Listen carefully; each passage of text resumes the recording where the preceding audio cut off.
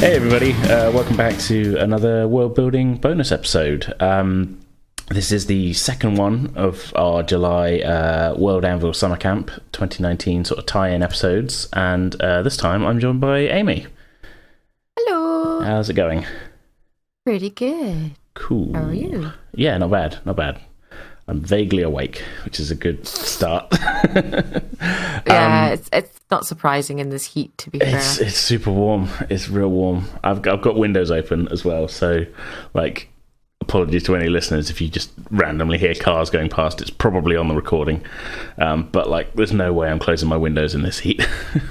Nope, you need the circulation. Yeah, this like my office / studio turns into a sauna in this kind of heat. I mean, what is it now? I'll just look at my phone.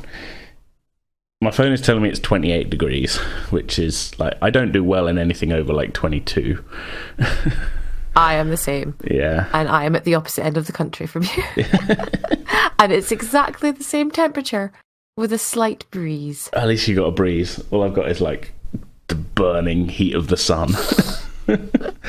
And like a slight desire to kill myself. Like on a practical note, all of my washing will be dry today. All of my laundry will get dried. Yay! Yeah, that's small miracles then. Today we're going to be talking about one specific thing, rather than last time. Me and Eden kind of went through a couple of the sort of challenge prompts from World Anvil Summer Camp 2019. We are going to be doing this is going to be sort of based on one of those prompts, but we're going to sort of, I think, take the whole episode because it's a bit of a bigger sort of topic, and it's something I've wanted to sort of talk about for a while. So the prompt given is: write about a conflict that shaped the political climate of your world. Now, in sort of passing a couple of times, and sort of in the character backstory of Jason's character Enave, we've mentioned this event called the Demon War a couple of times. So I figured what we'd do, we could spend this episode sort of kind of just coming up with a few of the kind of the background details and sort of fleshing out the ideas that I've already sort of got for that. What do you reckon? Yeah, sounds good. Cool. Conflicts are always fun. Yeah. I mean, I'm not saying we need to sit down and like come up with every single battle and event of the war, but you know, no, but you can have like the broad strokes of like the beginning, the middle, and how it ended, kind of thing, and like the main parties involved, and that leave it at that kind of thing. And if you want to later on, you can flesh out those further. Yeah, I mean, you can always add in more detail. That's the, like you say, the cool thing with sort of conflicts and war is that there's a lot of potential for sort of drama and like stuff that went on, and self-enclosed stories within that as well. So you have like battles that didn't actually have ripple effects elsewhere. They were just self-contained. So that's also quite fun. So I think probably a good place to start is I can just sort of run down the details that I've already got, and then we can sort of build on those. Yes. So I've got kind of like a time frame for it. In our sort of in-fiction kind of timeline, the sort of what you call the current year, as in where we're playing our D&D games, is 1307. And I had the war running from 1240 to 1247. So kind of ending about 60 years before our sort of current time frame. Because in my head that was sort of like, okay, you know, we can have some people, like older people who are around and still remember it, especially if they're like elves and, you know, longer lived sort of people. Yes, those that have had survived and lived a happy life. Yeah, but they had first-hand experience of it. But also it's kind of been long enough that there's been some reconstruction, and you know, the younger generations, they've heard of it but they don't know all about it, so maybe there's room there for sort of people who haven't learned the lessons because they weren't there, if that makes sense. Which I realise is unintended sort of parallels to some stuff that's going on in the world at the moment. That wasn't on purpose. It was just like, oh, that'd be cool for drama, and then like 3 years has gone by and it's like, oh, that's kind of happening Yep. Yeah.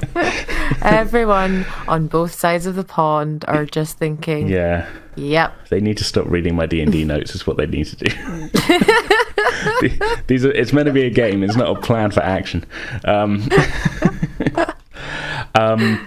So yeah, as I say, it kind of ended about 60 years before where we currently are. The main... I've only got a really vague idea of the start, so that's probably going to be, I think, where we can put a lot of thought into. In terms of kind of events that happened during it, these are mainly tied in because I've sort of already written little articles about some places and characters, so I was like, okay, I should probably put a thing that happened in the war in there. The first one I've got is going to be 3 years after the start of the war. The elven settlement of Torelas was destroyed, and that was where Jason's character Enethe lived with his family. He managed to escape, but they were all killed. Mm-hmm. That's about as far as I've got for details on that. It's just that it was destroyed. Mm-hmm.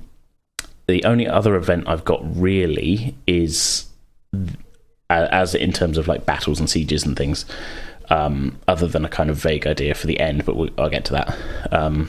Try not to ramble here, but is that, again, about a year before the start of the war, there was a siege of the village of Eravale, which is the sort of setting of our first little story arc on the podcast. And I kind of thought that would be kind of a cool thing, because I sort of tied it into the relics that they were kind of defending at the start of the second arc, because they were the relics of a wizard who helped defend the town during that. Mm-hmm.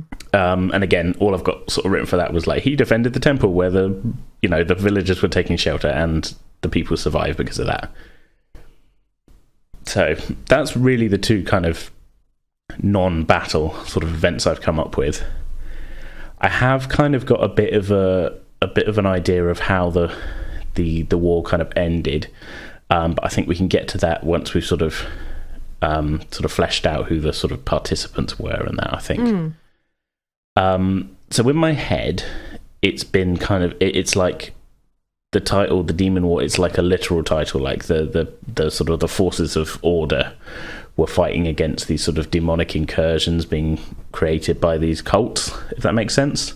Yeah. But they just weren't prepared for that kind of war, if you know what I mean. So hence there was a lot of kind of, especially early on, there was a lot of kind of deaths and things, because the army was sort of prepared to fight an army to begin with, and not kind of like... they got a band of cultists with magic and demons. Yeah, exactly. Yeah. I mean, for one, they weren't prepared for demons, but the cultists are sort of, they can hide in plain sight, sort of almost, and they can infiltrate and stuff, and they look like general monks or like holy men, but really they are the dark side. Yeah, and I figured like other than sort of wanting power by from their demonic masters, they were kind of the cults are sort of just had the general kind of objective of just causing chaos and wanton destruction, because they think maybe that's what their masters want, but as a result they're like, yeah, we'll take down the country. I mean, you could have it like there's maybe one like prime demon that's controlling these lesser demons that are infiltrating the cultists. Maybe he was the first demon who was summoned or something. And he's just wanting to sow complete anarchy kind of thing, and he's just basically being this puppet of anarchy behind the scenes, but he has all his little like cultists blinded by the fact that like grandeur and like promises of power sort of thing. Yeah, and like you'll get to, if you help us like do this, you'll get to rule that. You'll have your pick of where you want to rule. You'll have your pick of castles or lands or ladies or whatever you desire, kind of thing. Yeah. And he just basically is just wanting to sow anarchy and destruction. I mean, believe it or not, I've kind of got a little bit of that already in my notes, just not particularly fleshed out. I have got a name for him and everything. Ooh. Yeah, exactly. I called him. Well, I don't know. I can't remember where I got this from. It might have just been like slam random syllables together till they make a name. But I've got written. I've got my notebook in front of me. I've got written the Archdemon Valgorath. Ooh, I like that. I like the whole Archdemon Valgorath. I like that. There's a little bit of Dragon Age sort of sounding in there with the Archdemon. I know you like your Dragon Age, but love it. Yeah, well, I figured like if he's in charge of like sort of the forces of evil and demons and that, you know, he should be kind of like Archdemon has that connotation of like, ooh, he's the big guy. Yeah, he is like the commander of this like particular regiment of demons, perhaps, but he's maybe got like there's maybe another hierarchy of demon above him, or maybe like well, the he's Lord not of like demons he wouldn't be in charge if they were still on like in like a demonic plane, but here on the way he's kind of clawed his way into like the prime material plane, he's the biggest game in town kind of thing. Yeah, pretty much. Yeah. He's like landed in this. He's literally came into this pond and he is the big fish, and he's like, I am the big fish. It's me. I'm in charge now. He's like, I'm the big fish. I can rule this plane. And he's like stretching his wings kind of thing. Like, yeah, let's do this. And that's how maybe it all begins like that. Yeah. That summoning of a demon. Or that maybe it's an accidental summoning, or maybe the siege that you have at this before the war breaks out is maybe his summoning. Or was like part of that. Well, the siege I had kind of written was actually, that was only a year before the end of the war. But the end of the war. Sorry, that's the start of the war. Sorry. I do like the accidental summoning angle though. You know what? Come to think of it, I never kind of fleshed it out, but like a while back, I was kind of kicking around like a kind of adventure kind of hook thing. Sort of as a potential storyline to do on the podcast, that I don't think we're going to do, so I can actually talk about it here. And I was kind of like trying to think of a way to do, every like sci-fi sort of / fantasy horror TV show always has like a time loop episode. Yeah. And I was Stargate. That Stargate one's amazing. One. That is the best in the middle of my comedy backswing. episode. Yeah. It's more Teal'c's one, because that every time he resets, it's the door in the face, and I feel so bad for the guy when the time that he eventually snaps and he's like slamming the guy like Vinnie Jones in a watermelon kind of action, like slamming this door into him. I've got to rewatch that. So it's been a while. See, we're rewatching all of Stargate right now, so we're on season 3. We've just met the Tok'ra. We're that in the golden age of SG-1. Yeah, in the golden age of SG-1. The golden age ended when Jack left. Yeah, I mean, I like Ben Browder's character. I can't remember his character's name, but like I do remember. This is totally off topic for what we're talking about, but whatever. It's a bonus episode. You people like Stargate, right? Yeah. I do. They kind of tried to keep the stories big, but you could also tell that the budget had gone down just a tiny bit. So you ended with a lot of kind of bottle episode type things, which aren't necessarily a bad thing, but like it was just sort of, it was kind of, I just kind of picked up on it a bit. Yeah, the other thing that it felt like was that and this is no disrespect to Claudia Black and whatever the other guy's name, because I can never remember. They're great actors, but it kind of felt like Farscape was kind of invading, and I loved Farscape, but it kind of felt like my two favorite shows growing up had kind of merged, and like it kind of threw me out every time I tried to watch an episode with them both in it, because I just kept thinking of Farscape. And it's tough to sort of separate, especially like you say. It's not like, I mean, it's fine if you see like one actor who's been in a thing and another thing, you can be like, that's the guy from Farscape, and they're both they're both the main characters. It's the two leads coming over. It was just like, this is really jarring. But I never got into the whole Ori storyline either. I kind of dropped off after Jack had left. The Ori and then the kind of budget kind of started dropping after he was still a producer on it, I think. Yeah, I think he was still involved, and he'd pop up every once in a while as like, hey, it's General O'Neill, Hey, I'm still alive. Yeah. I'm still involved. Yeah. But anyway, time loop. Yes. Excuse me. I was kind of trying to think how to do like a time loop sort of thing on the podcast.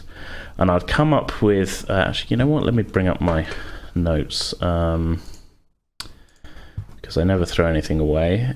That's why I have tons of notepads filled with scribbles. Yeah, well, I do need to like kind of digitize my notepads because like half of my notes are like typed up on whatchamacallit? At World Anvil. Some of them are on World Anvil. Like I do need to do like an export of my World Anvil page, just so I've actually got that as a separate thing as well. But some of my notes are kind of on... I can't find it. Where is it? Please don't tell me I deleted it. Okay, well, I don't know where that note is. So that's not great. Some of my notes are on World Anvil, like you say. Some of them are typed up as Word documents, and then some of them are in notebooks. So it's sort of like I need to kind of have everything in one place, I think. Yeah. I also need to find out where the hell that note that I was talking about has gone. Anyway, so yeah, I'll have to just try and remember then. So the kind of general gist of like this story arc that we're not going to do now, just because I think we kind of ended up going in a slightly different direction at the end of the last kind of longer D&D story arc, and it'd be tough for me to kind of be like, no, this happens on the way. It didn't really work. Was that they were going to kind of get trapped in this sort of like illusion field in this sort of little village, and they would all kind of believe that they were villagers. Oh, yeah. And it was going to be like the looping kind of like last day before the village was destroyed. And which, again, another reason I'm not doing it is that there's also kind of a whole story arc a little bit of a story arc in the Adventure Zone podcast, but they know who they are in that, but like the village keeps getting destroyed at the end of this loop. But they would kind of believe that they were villagers in it, so they'd all kind of taking on the roles of people in the town. They wouldn't know who they were, but like at the end of each loop, I'd had them roll like saving throws to see what they could remember of their previous lives. And the general kind of plot of what was going on in the village was it was going to be like the Harvest Festival, and there was this sort of talented young boy who'd been chosen to go off to study magic because he had sort of natural talent.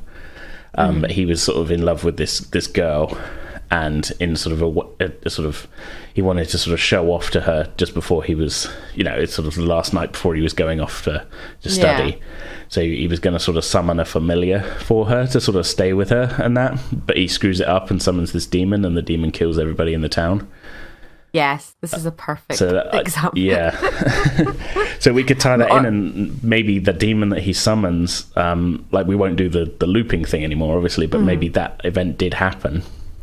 Yeah, I mean, it could have been like as simple as like you gave them a choice of two directions. Where was I going with this? No, I was thinking like they maybe like had met an NPC on the way, and the NPC had maybe went one way and had stumbled across this village that this thing had happened, and you could maybe send word to them, kind of. Oh no, my brain is not working for a particular moment.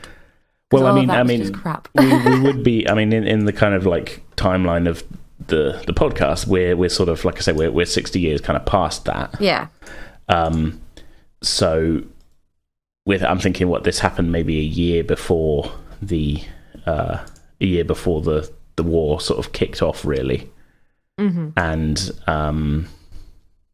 because the demon sort of got to consolidate its power and stuff, and I don't know, there's a lot that sort of goes into that. He's got to grow and gather knowledge and intel and what's going on, because demons are intelligent, so they'll figure out the weak spots, because he needs to understand what's going on around him before he can actually infiltrate it and end up his little minions. So I'm thinking, I do like the idea that maybe the boy kind of like. Okay, so maybe like he kind of accidentally summons this demon. Mm-hmm.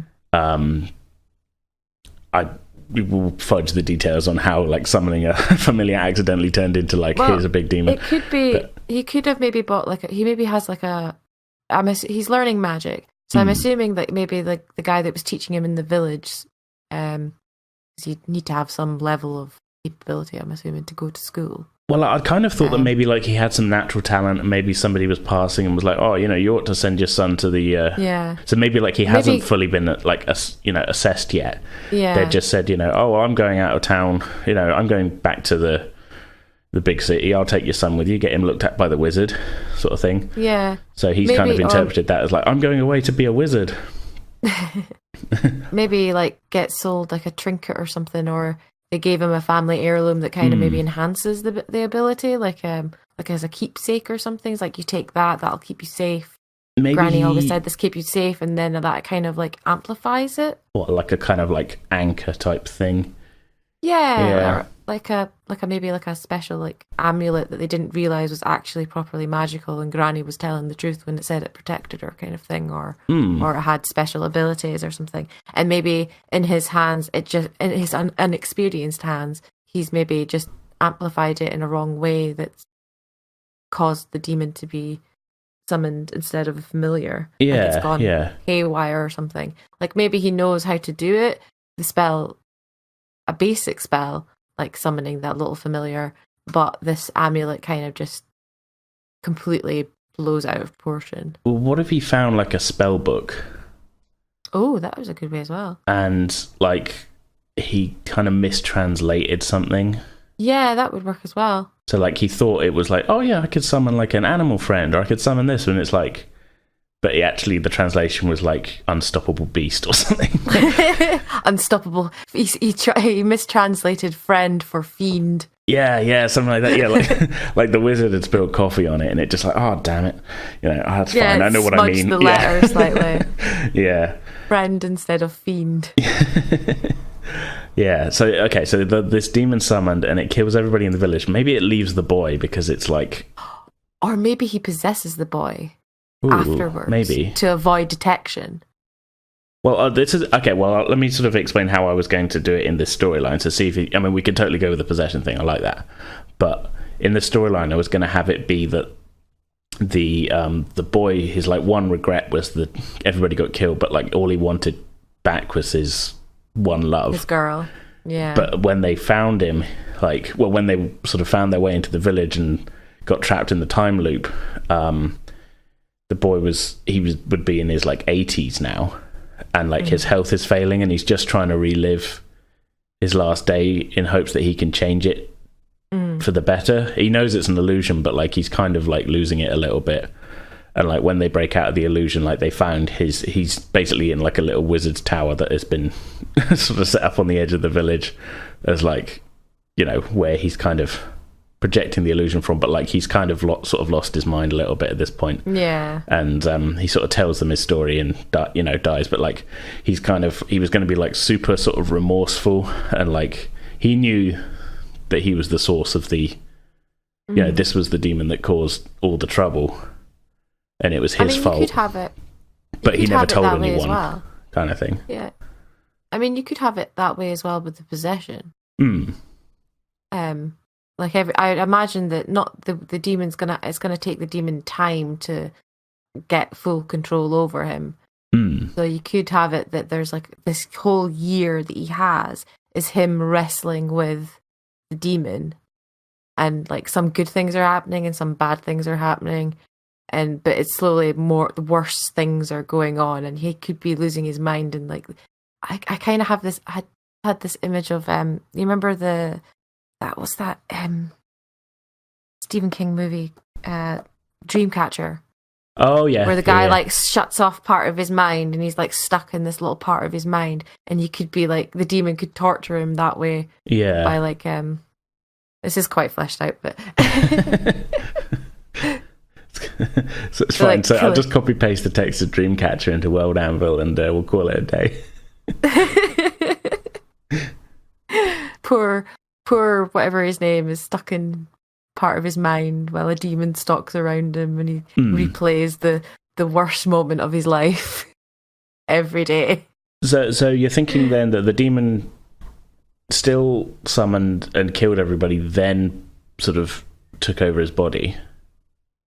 Because I'd imagine that he'd want to avoid detection as long as possible until he'd gathered enough strength to have his own form. Well, I'm kind of umming and ahhing back and forth about like would he? I mean, he would kind of already have to be like just to kind of fit into the mold of like within a year or so, he's like an archdemon type thing, so he'd already be kind of powerful. Yeah. So I mean, I don't know. I kind of like the idea of like the summoning went wrong and like the boy lost his, the girl he loved was killed immediately, and then the village was destroyed. The demon kind of left him alive because it was like, no, you summoned me, so you will, you will do my bidding, and like kind of forced him into servitude. Yeah. Kind of thing. Yeah, that's kind of that works better actually, because then he has to wrestle with his own morality kind of thing as well. Like, I've got to serve this monster. I've actually kind of already written the article for the village, because I was like thinking like, that'd be fun to sort of, if I'm not going to do the thing anymore, I might as well just write an article. So on our World Anvil page, there's a little article for a village called Mossbell, which is going to be, that was where it happened. I'll read out what I've written. Okay, Mossbell was a small farming village on the southern edge of the Forest of Reflection to the north of Wild Meadow. In 1239, so I've already kind of thought this idea of like it was the year before. In 1239, a travelling merchant arrived in the village to discover that every single inhabitant had been mysteriously slaughtered by unknown assailants and were left rotting in the open air. It was determined that whatever attack took the lives of the villagers had taken place during the Midsummer Festival a couple of weeks previously, as many of the villagers' decorations for the festival were still in place. Subsequent to the burials of all its residents, Mossbell was not resettled and left to be reclaimed by nature. So I like the idea. The idea behind that was like, it's this sort of little out of the way village that maybe didn't get visitors very often at all. Maybe once every couple of weeks, because it's not on a main road or anything. It's just like kind of just this little place, and so this demon was, kind of the perfect place for this demon to sort of come in, pop up. It popped up. There was no kind of military or force to, it killed everybody and then took off, and like people found the destruction, and eventually sort of, they just like, must have been bandits or something. We don't know what happened here. And they never know what happened there. But that was it could have been disease, they don't know. Yeah, but that was where it started, sort of thing. But nobody really knew that. Ooh. Yeah. It's kind of spooky as well, which is nice. So it's like Ghost Village. Yeah. I kind of, in my head, is a little bit like, have you played The Witcher 3? I have barely started it. I have had the game for like over a year, and I've not sat down and like committed. I need to commit. It's just because PC gaming is too distracting. I need to start another playthrough, because I've done it a couple of times and I've gotten to the same place and I've gotten distracted by something else. But I feel like it's one of those ones that I need to. Yeah. If I don't commit to it, like play it like day after day for like a couple of hours every day or something like that, I will forget what I've done and be like, oh man, I have to start all over again. Where am I? What have I got in my backpack? What potions have I got? What's all my skills again? Oh, crap. Same. What quest was I doing? I've got to start again. What quest was I doing? Yeah. But how many quests have I got? Shit. Kind of near the beginning of Witcher 3, there's a sort of little abandoned village, sort of within, sort of around some trees. I think there's like a well in the middle with a sort of ghost or something in it, but that's not important.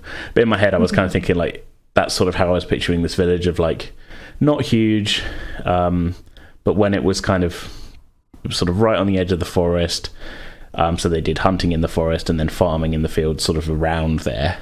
But it was just sort of like, it was a bunch of sort of small wooden houses in the sort of the eaves of the forest, and then this all happened, and it took a while before people kind of noticed it. I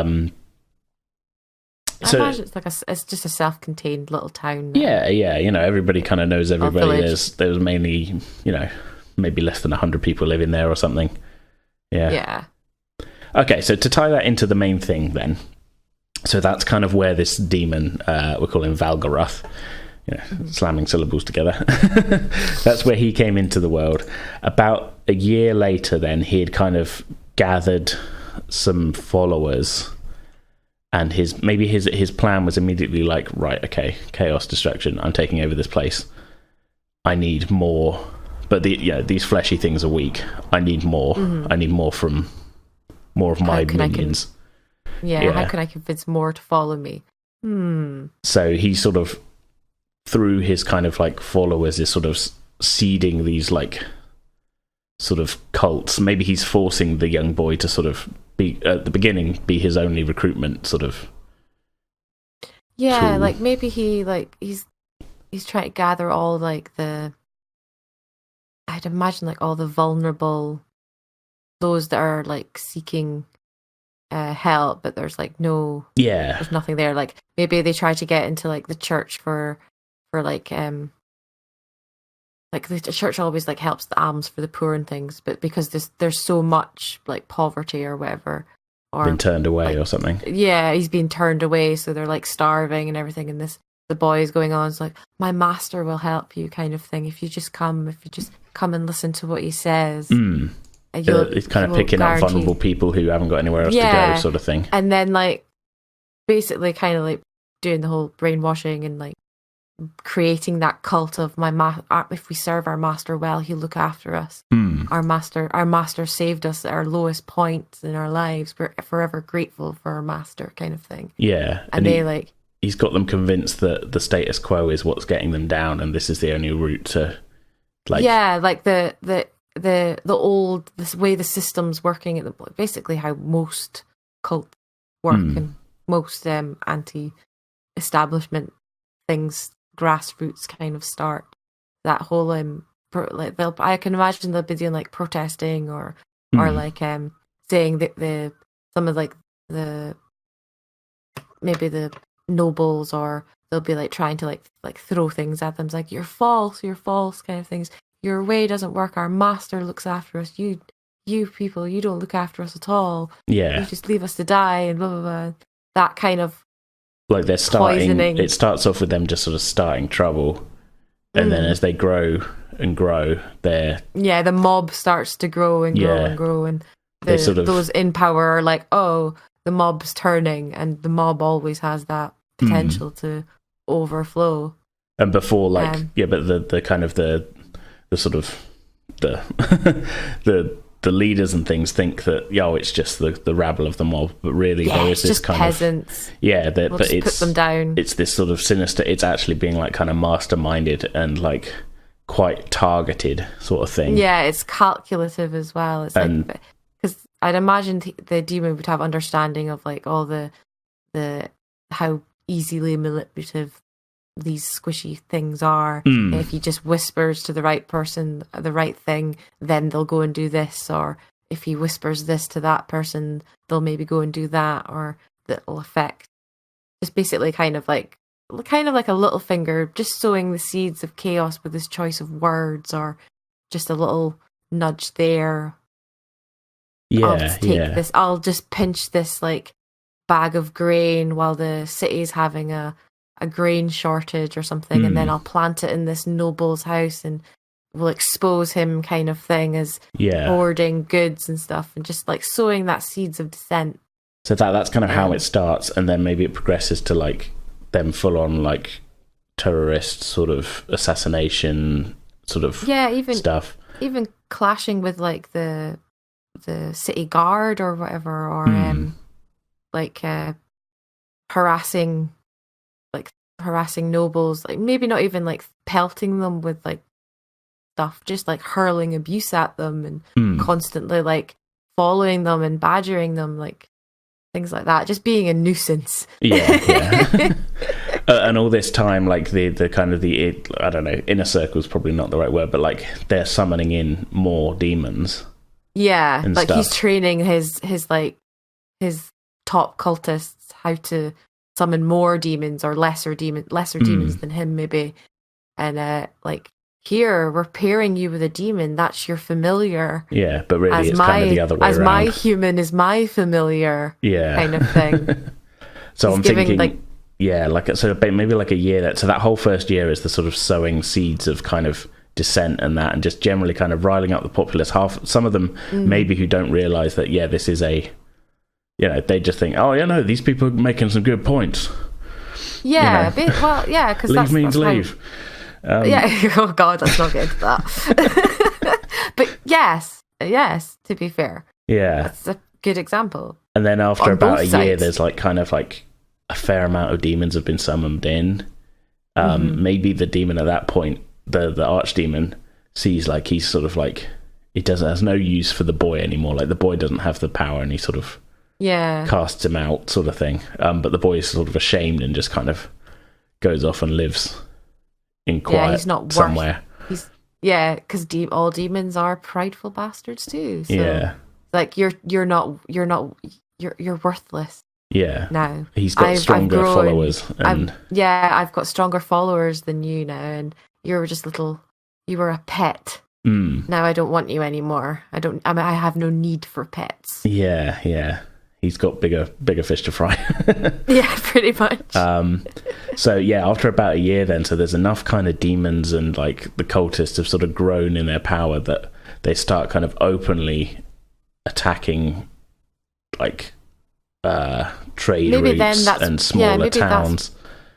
Maybe that's when your like terrorist like pinpointed attacks maybe happen after that, when the demons are summoned and they start strategically, like there's rumors of demons attacking, like it starts getting wind around that there's been reports of demons attacking places and then disappearing and can't find them. And we don't know how.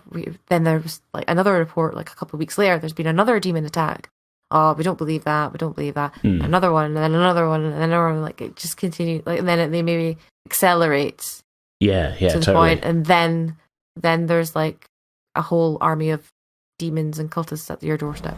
Like, they're still kind of at that point, sort of like just attacking sort of smaller towns and things. But but then it gets to the point where people are afraid to sort of leave the big cities, and even in the big cities, it's there's sort of like this sort of paranoid kind of air of sort of like they could be anywhere. We don't know who these people are, and that. Yeah, I mean, I can imagine it like a similar reaction to like when the Spanish flu happened, or when the plague happened. That it started off in these small pockets, and then these pockets got larger and larger, and then of course populations flee. I mean, you'll have that trickle of people fleeing, and then all of a sudden it's like a flood fleeing to the bigger cities because it's kind of like that. Yeah, and I'm thinking like a lot of the smaller settlements get like completely cut off because like they were maybe surviving on like, hey, passing traders, we they're fine, that we expect them, but then the traders don't want to go on these like dangerous routes through the countryside, so these villages are sort of left to fend for themselves a bit. I think it's still kind of speaking in vague terms, really, just kind of as it kind of progresses, it becomes more and more like the army gets attacked, and they're just fully like unaware, unprepared for demons. So like they suffer a whole bunch of like losses. Maybe like some of the top generals are assassinated or something. Yes, like they actually like infiltrate further up the chain, maybe as well. Yeah. Like they're like, oh, this holy man has came, and he's trying to like. He appears that he's trying to help them, and when in fact he's just maybe a spy who has a demon, who can summon a demon at any time. Maybe like one of the like kind of as the cult sort of influence has kind of gone on, so maybe the cults have attracted a few kind of powerful individuals who maybe were so like kind of wizards who were powerful, but had been kind of like they'd cast out of the Arcanium or whatever for like practicing unnatural, disgraced wizards and stuff. So people who have got a lot of power, or maybe like they broke them out of prison or something. You could do both, really. You could have like ones that have defected already, and then told the demon of like a prison where he could find more willing recruits. Yeah. Both. So as it goes, okay. So the other thing I haven't mentioned before is I kind of got a little bit of an idea of how the whole thing ends. So I kind of came up with this while I was writing the sort of backstory of the current king, if that makes sense, because I was kind of making a page for the royal family and family tree and everything and that.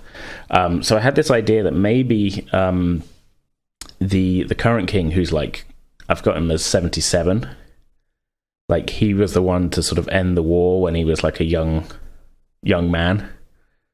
Okay. So like I'm getting the sort of the general kind of vague idea I had was like it's getting towards, well, they didn't know it was the last year of the war, but like the army and the sort of the forces of good, or whatever you want to call them, they're quite demoralized, and that by this point, this sort of strife and that has kind of crossed the land for years at this point, and like they're surviving in the capitals, but like things isn't in the big cities, but things aren't great, kind of thing. And like they're kind of holding their own, but they're not really doing that great. They're not making. Every day is a struggle. Every day is a struggle. Like they're winning some battles, but like they're also losing others and things. So things aren't great. And the sort of the son of the king, who is now our current king, sort of had sort of grown up on stories of like, oh, these virtuous adventurers and everything, defending the kingdom and things.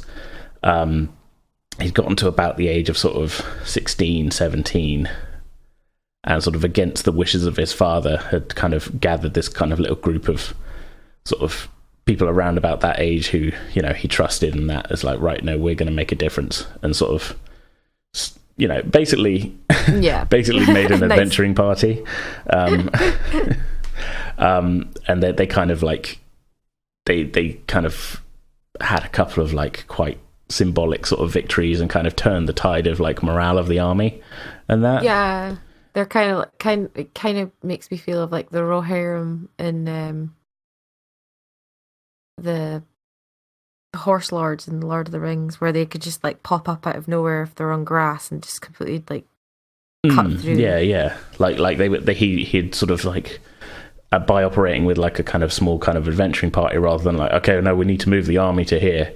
They were able to sort of, I don't know, kind of not embarrass, but you know what I mean, do some stuff that wasn't that hadn't been done before, and like kind of score a couple of kind of good hits against the demons. Out tactic the actual tacticians of their own side. Yeah. So I've kind of kept it vague, but I'd kind of written that they sort of, through these sort of actions, they kind of rallied the sort of flagging forces of the armies. And again, this is more kind of like, I'm basically like telling the vague story of like a D&D campaign that we didn't play. They kind of found out where the archdemon had sort of situated himself. Mm-hmm. And managed to sort of convince the remaining generals and that we can put an end to this sort of thing. We just need to go deal with this archdemon if we can. So they kind of lead an army, and I'd said that I'd kind of written that the archdemon had sort of set up a sort of fortress, like the last place people would think, like right in the kind of the wastes, the sort of, I don't know if you remember the map, but there's this kind of big sort of magical sort of deserty area to the east. Oh, yeah. So he's kind of set up a sort of stronghold in like the ruins of a dwarven city, kind of in the middle. Mm-hmm. He's sort of directing the whole thing from there, and they kind of figure out that that's where he is, lead an army, and sort of he's eventually defeated, sort of thing. That's kind of, again, I've kept the details a bit vague on that, really, but... Well, the desert makes sense, because if he's like, if he wants anarchy and destruction, the desert is a perfect wasteland almost. So it's like, this is I can imagine him like finding this old dwarven city and being like, this is where I'm going to sit. Yeah, I can see the as far as the eye can see, you can see this is my domain kind of thing, and it will stretch further and further as my forces like. Well, the thing with these wastes as well is that they're kind of the result of like a kind of magical catastrophe like thousands of years ago. So the whole land has kind of like got this sort of swirling sort of magical kind of infusion to it. So maybe he's like sustaining himself and drawing power, like growing in power from like being in these wastes, like, sort of thing. Or maybe it's like it's kind of like I don't know if maybe it does make him stronger. I mean, it could be like his like food source almost. That's like where he feels comfortable and soothed, and he's just like, nothing can harm me in this domain. Like, yeah, like it could be like it's a more comfortable environment for him than just the regular non-magically infused area. You could have it that it's like within the dwarven city, there's like a space where those magical energies are like intertwining almost, like the epicenter they're of kind it, of being drawn down to. Well, in my head I was thinking that the Dwarven city is kind of like a big kind of open sort of pit mine sort of thing, and like right at the bottom is where they've built their hall. It was like the king's hall, so that's where he's sort of set himself up. That's very accurate. That's definitely like the best way to put it. Yeah. So you're where in this a is very kind of deep, dark hole. Yeah. Open to the elements, and literally all you need to do is just burst through the roof of that hall, and that demon is just like, hi. Well, maybe the geography of the pit though is like, because where it is in the middle of the waste. Like the city was there before the wastes were kind of formed. Oh, okay. So that you could have that as the epicenter of the destruction then. But where the kind of the sort of the pit is, just something about how it's like a giant hole in the ground is like funneling this magical energy down into it. So that's why he's picked that. He's like, no, this is my seat. Yeah, I can absorb so much. I get so fucking high here. Yeah, pretty much. Yeah, maybe that fuels even more his drive to destroy and create anarchy and things. That it maybe this magical energy is actually making his demon mind unbalanced, and that's why maybe his actual dream is failing in the falling years of the war. Like maybe he's not like expanding his wasteland. I was thinking the wastes aren't his, if you know what I mean. They were there before, but I'm thinking maybe where the wastes have kind of got this sort of magical kind of like infusion sort of essence in everything, and like on the wind and everything, maybe that makes it an easier place to summon demons anyway, because it's sort of the barriers between realities are a little bit more flexible there because of all the magic in the air. Oh yeah, that definitely makes more sense. Yeah. So maybe he's got like he's kind of pulled some of his forces back after these kind of failures that led by the sort of the young crown prince. He's kind of pulled a lot of the demons back for now to protect his stronghold. So that so sort of towards the bit where they're kind of like, it said like, no, we'll lead an army. Most of the forces that he had left kind of in the main bit of the country were still just like mortal kind of cultists still doing their thing, and that's where the army was able to gain ground back and be like, no, we can just, hey, we know how to crack skulls, sort of thing. These aren't wizards. Yeah. I mean, they're still dangerous, there's still going to be magic users and wizards and like evil bards. But like, but like the actual... Would they still have the ability to like summon the demon there, a demon there, or would I think they so? be told Yeah, you can't summon one. No, so they could still summon a demon, but it would be like the last resort for them, kind of thing. They would.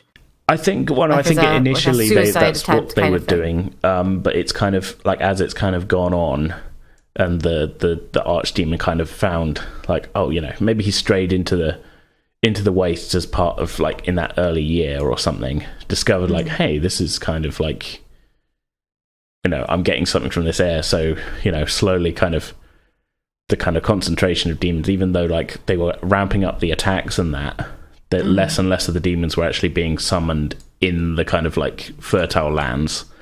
More and more of them were just like, well, no, this is easier if I will bring in my minions here where it's, a more hospitable environment for them, and then they would go into the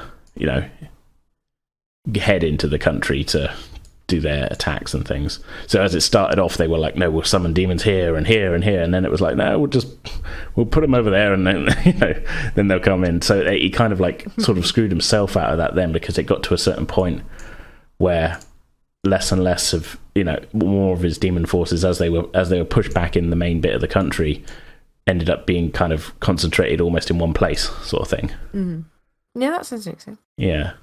Again, talking all kind of vague and everything, but like, I'm just kind of trying to think of like, okay, how, in terms of like, how the war is going, like how they're ending up with this being like a final showdown. I'm kind of thinking of like, I can't help but think of like, Return of the King and like that, and everybody kind of ends up in one place at one point, sort of thing. I mean, you could have it that they figure out where. Well, you've got him where they figure out where he is, and they rally forces to fight. You could have it that,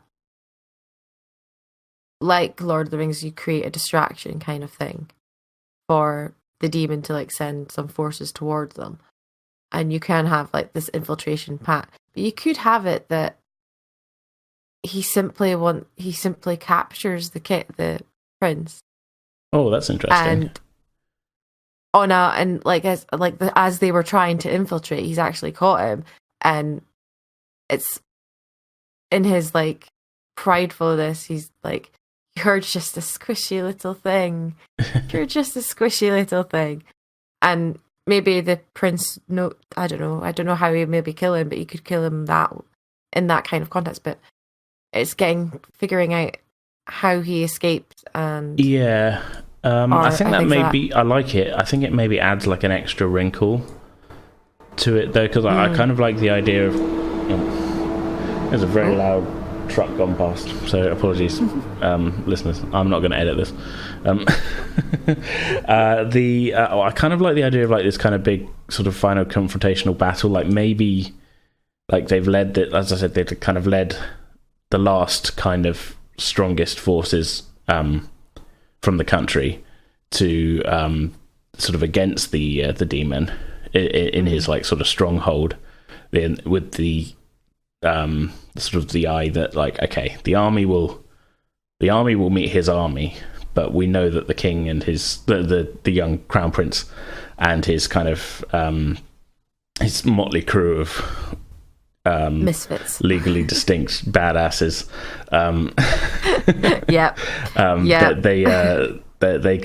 they're a little bit more kind of maneuverable. Maybe there's like some plan of like, okay, no, we've convinced the head of the Arcanium is going to teleport you right in front of the king's hall while the army's distracted or something. They've got a plan to get them in there while the army is engaging his army or something. I mean, how are you having it that they have just randomly found the demon, or are you going to have like someone? Maybe somebody talked. Like at one of these. I was thinking you could have the boy talk, the original summoner. Oh, that's good. I like that. Like talk, like they find it. Like the prince could find him or something, or like capture him and be like, "You have information," and that way, that's when they find out how this demon was summoned and how this whole thing happened. Maybe and the prince could be like, at this point, he'd been cast aside like maybe 3-4 years previously. Yeah, and he'd been kind of living like a hermit in the mountains or something. Yeah, and hiding, but still kind of keeping an eye on but basically waiting for the demons to win and the world to end, sort of thing. Mm-hmm.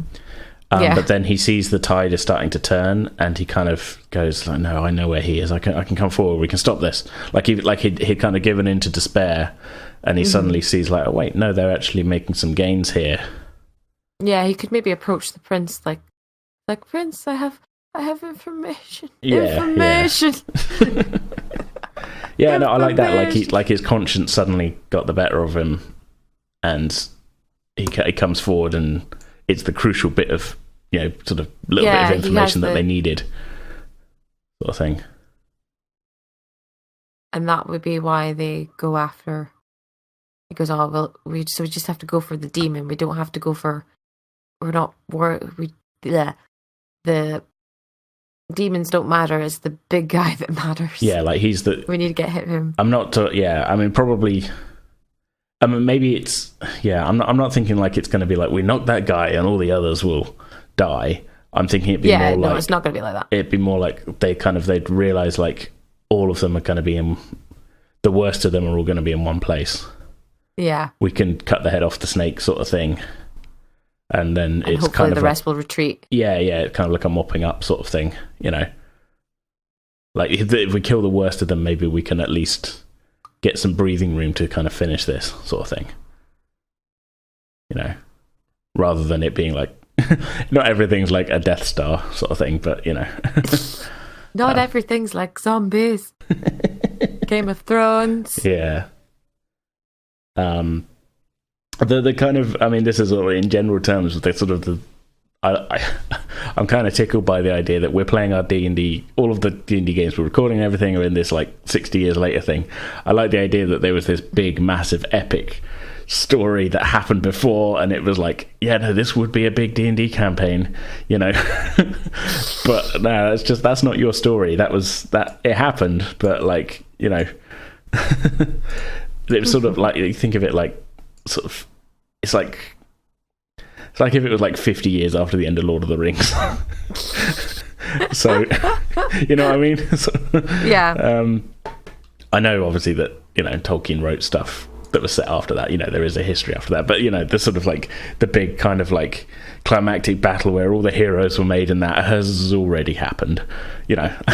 Yeah. I don't know, something not tickle me, but you know what I mean, it's like yeah, you know, we're not going with the immediate sort of the easy thing would be to be like, okay, this, you know, the campaign is happening during the conflict, because it's a little, not cliched, but you know what I mean, it's sort of like, it's kind of interesting to see where things are after that, you know, there's still stuff is going on, but. Yeah, and people have grudges against people who didn't fight, and or like, oh, my grandfather said that he was a chicken, kind of like, oh, they were all cowards, they ran in their foxholes, but they just tuck-tailed and run, kind of thing. And I remember Baron so-and-so, he looked really good in armor, I tell you, he just was a beacon of hope, kind of thing.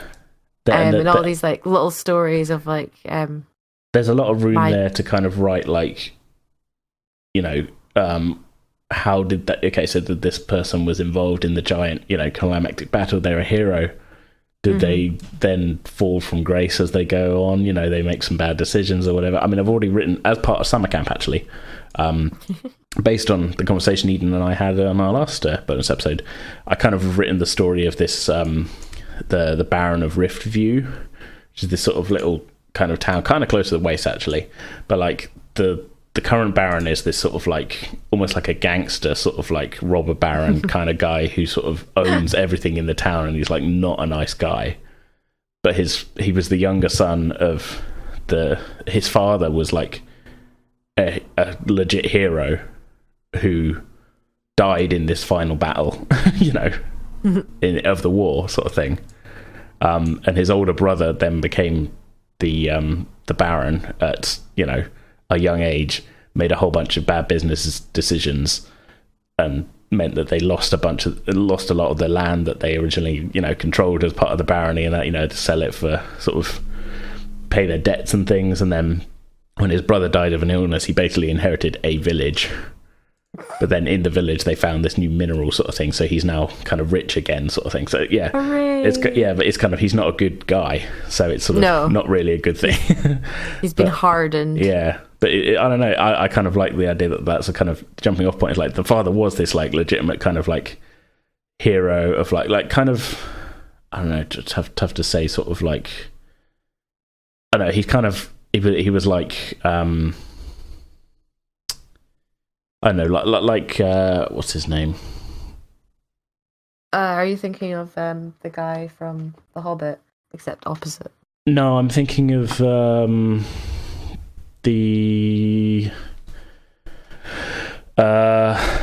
King of Rohan. What's his name? Oh God. There's lots of mirrors. Yeah, no, Éomer is his nephew and Éowyn is his niece, and he is called.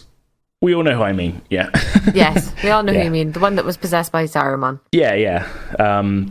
In fact, actually, it's almost exactly his story. You know, he's a good, without the possession bit, you know, he was a good, I mean, he came to the aid of the king, you know, being Lord of the Rings Aragorn, but in this, you know, our story being, you know, the Crown Prince, led his men in this final battle, but was killed by a demon, sort of thing. In the battle, as opposed to being killed by the Witch King, I guess. But yeah, I don't know. So yeah, like, he was a good man, he was a true hero. But then his eldest son was like, you know, he was also a good man, but didn't have the smarts, should we say? And then his younger son had the smarts, but lived kind of like this life of luxury until the family fortune was squandered. Then he inherited the barony and was in a big mess, and now he's not a nice guy, sort of thing. So I don't know. It's a long way of saying, like, I like the idea of, like, we've had this kind of age of heroes, and some of these heroes are still around and are still heroes. Some of them, it maybe didn't end up so well, and we get to see what happened there. But I'd imagine those that survive are very ancient, though. Like they're very frail. Yeah, I mean, it depends on the race, though, because 60 years on, I mean, it depends. Yeah, because elves live pretty long. It would depend. Yeah. Jason's character, let me just find the page because I can't remember the exact date. He was born. Jason's character is 127. Oh yeah. So he was already 67 when it happened. But he could have been fighting in it, I well, suppose. yeah, we kind of haven't really fleshed that out. I've kind of, like, the pages I've got on our on our World Anvil page for the actual player characters are kind of a little bit sparse compared to everything else, because I want to, for each of them, at some point, I do want to sit down with each of the players and go, like, right, let's flesh this out. What do you actually do in your backstory? But it's kind of a little bit sort of limited by the fact that the whole idea with Eden's character is he doesn't know what his history is. Oh, yeah, because he has amnesia, of course. Yeah.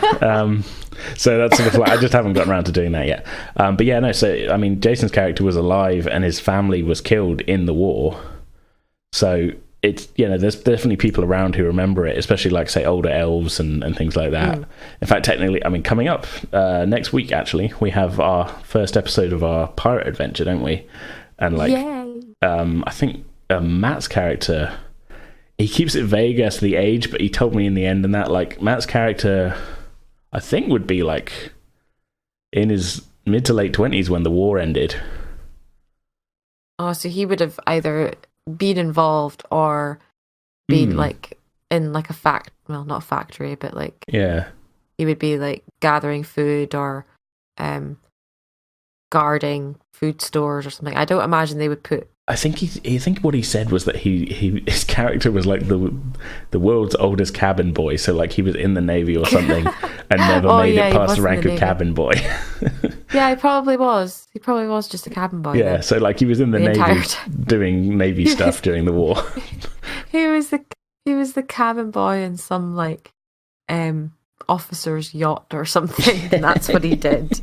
Yeah, but, like, he was just, I don't know, for some reason never got promoted or just, like, completely overlooked or whatever. But, like, yeah, me and Matt could talk and flesh that out a bit, I suppose. But yeah, so, like, there's characters that are around that were, were in this. That was kind of like, that was by design as well, really. More cars outside. Apologies, it's more listeners. fun as well because, as I said, like, because it's a broad stroke look at the conflict, you can have these, like, individual self-contained battles or, like, skirmishes or events that happen. You don't have to always have them link up with, like, other smaller points that link up with your big conflict.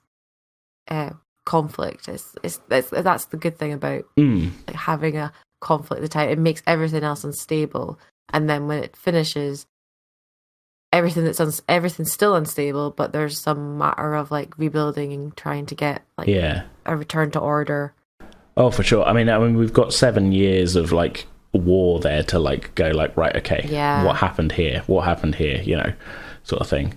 Okay, so the only other thing I've kind of gotten in mind then really is to sort of just to kind of wrap this up, because we have been going over an hour. Was I think I like the details that we fleshed out in this. It's been fun. So it's still, we've been painting in broad strokes, I think, by and large, but it's good because I think we've given, like, a good sort of shape to how the conflict happened. So just to kind of wrap it up, I kind of have written sort of, again, going back to the sort of the biography of the king, if that makes sense, is that he, due to his sort of actions in, killing the demon and all that, he was sort of, the people then, the people loved him, he gained the respect of them, the blessing of his father for putting an end to the conflict, and became king a few years later. But he did marry one of his fellow, another member of his adventuring party, his longtime love, and she's now the queen. Aww. So, yeah, and they've got, like, I've got the royal family page here. They've got a whole bunch of children and grandchildren. But yeah, I've kind of tried to. I mean, I think you've got to kind of sort of put these like, okay, if I'm going to have the Queen, if that's the age, there was a war, they were alive. What were they doing in the war? It's kind of how I was sort of thinking of it, sort of thing. But yeah, so that's kind of it. Ends with in a slightly cheesy way with a wedding. A wedding. But yeah, as it should. Yeah, as it should. Further reinforcing the fact that yes, this was the true heroic story. Further reinforcing the fact that the monarchy will always make us smile after a period of depression. Yeah, guaranteed. Well, that's the joy of the monarchy. That and just that, like, this was like a true sort of like Final Fantasy style, Lord of the Rings style, like epic, and like all we're doing now is like cocking around with stupid pirate adventures and stuff like that.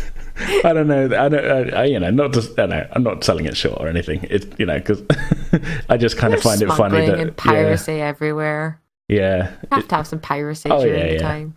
It's just I don't know. I that's not to say that the stuff that we've been playing in D&D hasn't got like narrative weight or there isn't anything, especially kind of in the main run sort of storyline. There is definitely stuff going on, but I don't know. It just sort of tickles me that it's like, this isn't Lord of the Rings. You're in the appendices to the Lord of the Rings. I don't know. I'm not. Yeah, I feel like that sounds a lot like I'm selling it short, but yeah, whatever. It's fine. So yeah, I don't think. I mean, because this is a little bit longer, and this is kind of tying in with the summer camp thing again. I don't think I'm gonna, unless you've got one. I was gonna say. We're going to skip over the whole pitch me a random thing again, unless you've got one to hand. Prepared. Exactly, yeah. No, it's fine. I'm not prepared. Maybe next time I'll give you two. Okay, well, I'll maybe hold you to that. Well, that's fine. Like, on the last one, Eden didn't either, because these are kind of specific to the summer camp thing, really. Yeah. So today we spent an hour talking over one prompt, which is good. So yeah, fun times. Giving you loads to work with. Yeah, I'm going to actually have to write this now, aren't I? Damn. But giving yourself too much work there. Oh yeah, I always do that. It's not good. I've got back. I haven't written up what we came up with last time about Pale Amber and everything. I updated the map and everything. I just haven't sat down and written it. And yeah, it'll happen one day when I have nothing else to do. Amber. Yeah. that session was really fun. Yeah, stupid elf. That's a dumb story, and I just haven't I've had time because I play video games and things, whatever. Get off my back. But it's I'll do it one day. It's there. We've got it recorded. I can always go back and add it. But yeah, I think we'll call that to a close. Here, have you got anything to plug? I don't. Well, besides, do I have anything to plug? I don't have anything to plug, but I always plug Penance. Yeah, we got and yourself. Plummet going on there. Yeah, and we did do. Oh, there is a poll actually. I don't know if this will go up. Well, this is going up. This is going up this Thursday. So yeah. Also, I'm losing time. I'm probably going to lose the poll, to be fair.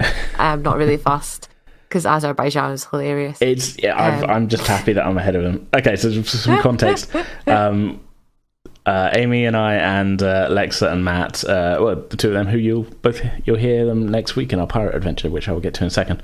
Yes. We all Matt ran us through a new kind of concept for sort of like a D&D sort of adjacent kind of podcast where we were described a sort of crime scene and given a bunch of details. We got to ask some questions and then we had to kind of come up with what had happened, basically, wasn't it? Yeah. Sort of. We stumbled across a total party kill. Yeah. Where it was literally like, it's like Cluedo almost. That you've got it, but there's no, you're describe the scene. You can ask questions about the scene, get more information, and it helps you create your own idea of what happened to these poor individuals that have been killed somehow. And it was quite a lot of fun. Yeah. I definitely needed a piece of paper and a pen because everything kept changing every question that someone asked. Oh, yeah. I was like, I had that problem as well, because I was like... I'm glad as well that we had time. We had like 5 minutes to we sort of collect our ideas. To gather our thoughts and get an idea, string a story for Matt. And you guys could vote on it. It was on Twitter. Yeah, so check it out on the Penance RPG podcast feed. It's called CSI TPK. Yes. If it's not there, then I'm afraid you missed it. But if we do another one, I'm sure there'll be another poll. I think that the episode will still be up, but there is a poll running for at least another couple of days, I think. I think so, yeah. Well, this is going up on... this episode's going up on Thursday. Just behind the curtain, listeners, we are recording this on Tuesday. So you might have one day. You might have one day. I think the poll might be running till Friday, so head on over to there and give it a listen. Pick who you think gave the most convincing or the best story, I guess, and join the poll, I guess. I kind of wish they had just done like the titles that we had for ours. Like mine was Bad Hair Day. Did we come up with titles? I can't remember, but I always got referred to as the Bad Hair Day, and I'm like, okay. Yeah. Check that out. And you're also on Twitter, aren't you? You got a new handle as well. I did. I finally killed off the other Meg. Feels so much better. The handle was taken for ages, and then I checked it the other day, and it was available. And I was like, oh, yay! Now, so, yes. Now is my time. Now I am at Meg the Pick, which is my app name. Yeah, it's a little easier to remember than what was it, AM_Quisitor. Yeah. Quisitor. No, yeah. This is when I first used Twitter. Yeah. When I first arrived at Twitter, I was like, I don't really care. And then after about 3 years of not using it, I started using it, and then was like, yeah, I'm not this person. I need to change this. Yeah, I'm kind of locked in at this point I'm still using AJ Heretic 666, which is sort of like it's been my email. Like it was like an email that I picked when I was like 13 because I was into Slipknot. I just kind of keep using it, but it's not particularly like marketable. Well, not marketable is not what I mean, but you know what I mean. Like, yeah, it's not my name. Yeah, it's like I have my professional, like for like job applications. Oh yeah, I got or things like that. I have my professional, and then I have like 2 junk kind of emails that I use for like newsletters or like gig tickets and things like that. Yeah. And one is literally just for spam, where I have to like put my email address in, but I don't want to actually look at it.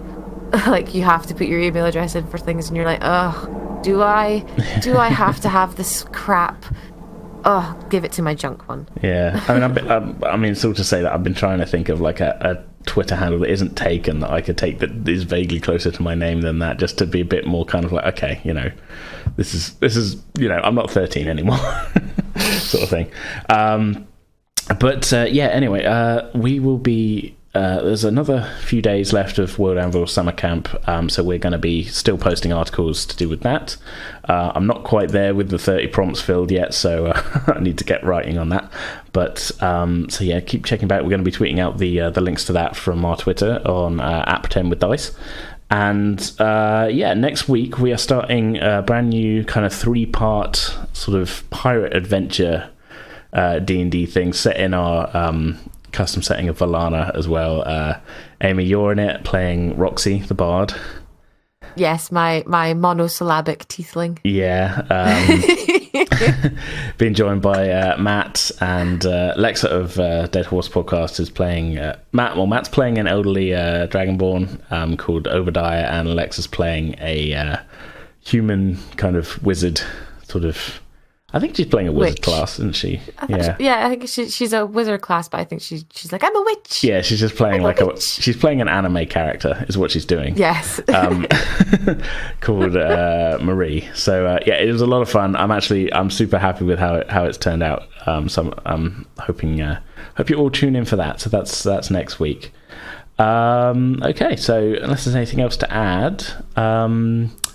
You can get in contact with it. Oh, we should probably actually mention again the Call of Cthulhu Q&A thing. Oh, yeah. Yeah. I kind of mentioned it last week in the intro. We are at some point... We haven't got a date set for recording yet, but I have set a cutoff for everybody. If you want to ask us a question for that, you're going to have to send in. You can send it by Facebook comment, Twitter, tweet us out, or tweet it at us, or send us a private message on either one if you don't want it to, be out there. Or you can email them to us, pretendingwithdice@outlook.com, and if you want to ask us a question, you should get it to us by Saturday the 3rd of August. So you got a week or so to get those in when this goes up. So yeah, I mean, that should be fun. It's all about our Call of Cthulhu campaign that ended last week. So yeah, which was hilarious. I think I'm pretty pleased with how that kind of wrapped up. So that was hilarious. Yeah. Okay. So yeah, as I said, you can get in contact with us, Twitter, Facebook, both which are at Pretend with Dice. Email us, pretendingwithdice@outlook.com. And we'll see you all next week for some fun on the high seas. Yeah. Bye. Bye.